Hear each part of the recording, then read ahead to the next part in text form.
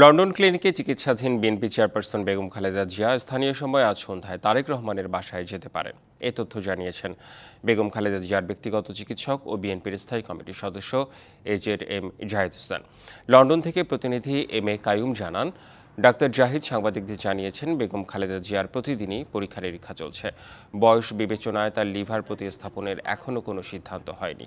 আপাতত মেডিসিনের মাধ্যমেই চিকিৎসা চলবে। কিছুদিন ঠিক থাকলে লন্ডনের স্থানীয় সময় সন্ধ্যায় বিএনপি চেয়ারপারসন তার বড় ছেলে দলের ভারপ্রাপ্ত চেয়ারম্যান তারেক রহমানের পশ্চিম লন্ডনের কিংস্টনের বাসায় যাবেন।